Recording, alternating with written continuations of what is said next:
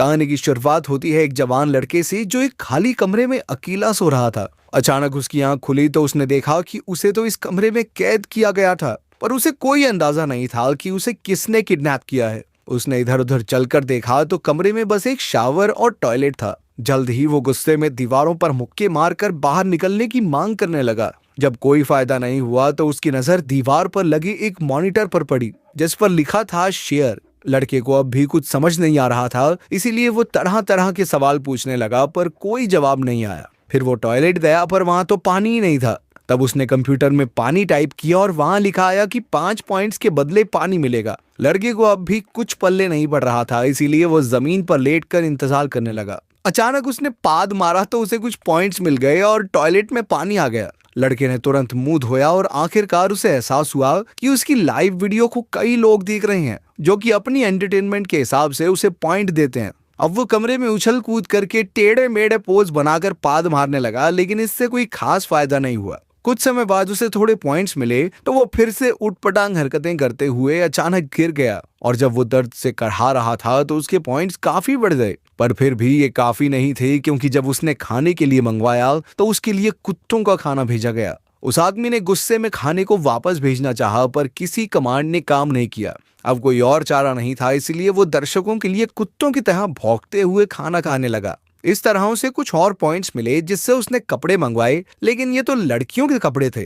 खैर, उस लड़के ने यही कपड़े पहनकर मॉडलिंग की और अपने दर्शकों का मनोरंजन किया। खैर, अगले दिन उसने पूरे जी जान से दर्शकों का मनोरंजन करने की कोशिश की। आखिरकार उसे इतने पॉइंट्स मिल गए जिससे उसे एक टी शर्ट और सोने के लिए गद्दा मिल गया। जैसे जैसे दिन गुजरे उसके पॉइंट्स बढ़ते रहे और उसने काफी सारा सामान मंगवा लिया, जैसे कपड़े, शेविंग टूल्स, खाना, यहाँ तक कि शराब भी। पर एक दिन उसने ज्यादा शराब पी ली और नशे में मॉनिटर तोड़ने की कोशिश की, जिससे कमरे की रोशनी चली गई।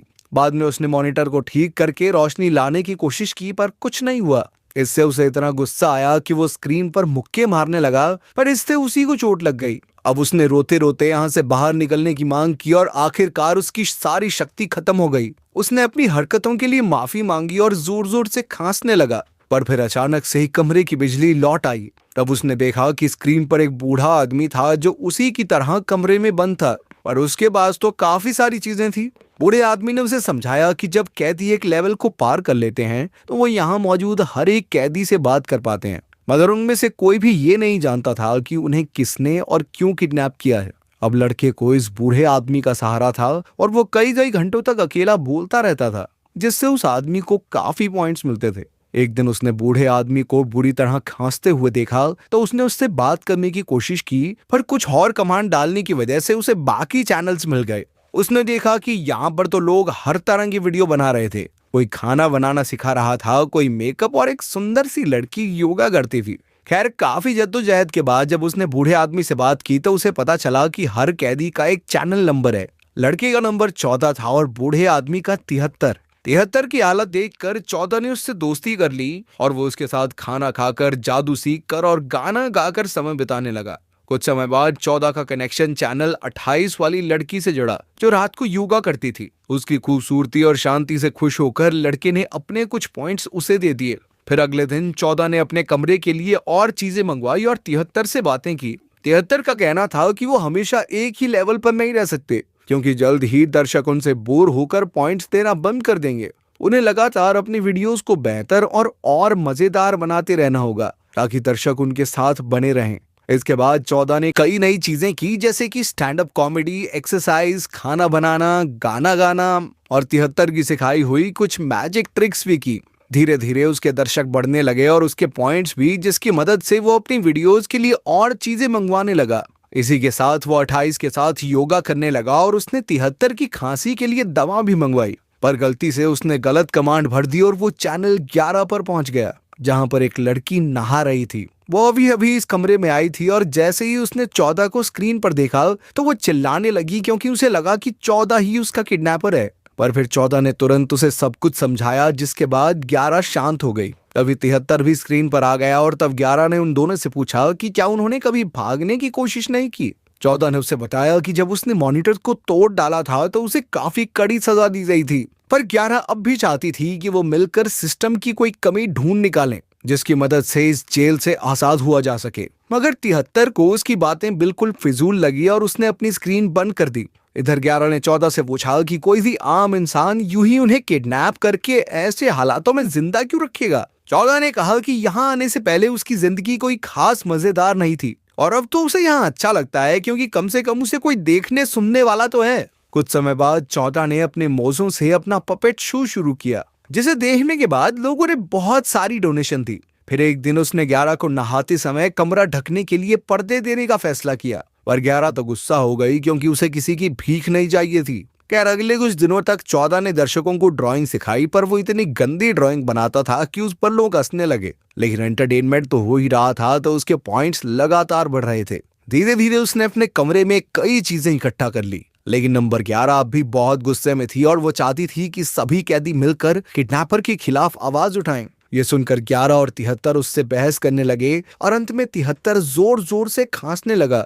उस रात 73 की हालत इतनी खराब हो गई कि उसे दौरा पड़ गया और वो बेहोश होकर गिर पड़ा। अब उसका शरीर इतना कमजोर हो गया था कि वो हिल भी नहीं पा रहा था। तब 14 ने अपने दर्शकों से मदद की गुहार लगाई और 11 ने कंप्यूटर से मदद मांगने की कोशिश की, पर फिर उसने एक गलत बटन दबा दिया और अचानक 73 का कमरा गर्म होने लगा। जल्द ही कमरे ने आग पकड़ ली और सारी चीजें जलने लगी। आखिरकार 73 भी इसी आग में जलकर राख हो गया। उसके दोस्त उसे यूं ही मरता हुआ देखने की सिवा कुछ नहीं कर पाए और आखिरकार 73 का कैमरा बंद हो गया। उन दोनों ने थोड़े समय तक शांत रहकर 73 की मौत का शोक मनाया। बाद में 14 ने 11 से कहा कि उसे खुद को इस हादसे का जिम्मेदार नहीं समझना चाहिए, पर 11 अब भी गहरे सदमे में थी, इसीलिए 14 ने अपने पपेट शो से उसका मन हल्का किया। फिर 11 ने कहा कि वो शराब पीना चाहती है, तो उन दोनों ने काफी शराब मंगवाई और पीकर नाचने लगे। नशे में नाचते हुए उन्होंने एक एक करके अपने कपड़े उतार दिए और आखिरकार उन्हें एहसास हुआ कि वो एक दूसरे को चाहने लगे हैं। आखिरकार जब नशा उतरा तो उन्हें समझ आया कि अब भी उदासी गई नहीं है। 14 ने कहा कि अब भी 73 की आवाज उसके कानों में गूंज रही है। उसे अपनी हालत पर बहुत गुस्सा आ रहा था, इसीलिए उसने अपनी सारी भड़ास निकाल दी। आखिरकार वो 11 के प्लान में शामिल होने को राजी हो गया। सभी कैदियों को मिलकर सिस्टम की कोई ना कोई कमी ढूंढनी होगी ताकि दूसरा कोई भी 73 जैसी मौत ना मरे। इसके बाद 14 ने कैमरे के सामने बैठकर भाषण दिया, जिससे उसके पॉइंट्स काफी बढ़ गए, पर अब उसे पॉइंट्स से कोई फर्क नहीं पड़ता था। उसने कहा कि 73 की जान उसके लिए बहुत मायने रखती थी, इसलिए अगर किसी को भी कोई सुराग मिले जिससे यहाँ से निकला जा सके तो वो उसे जरूर बताए।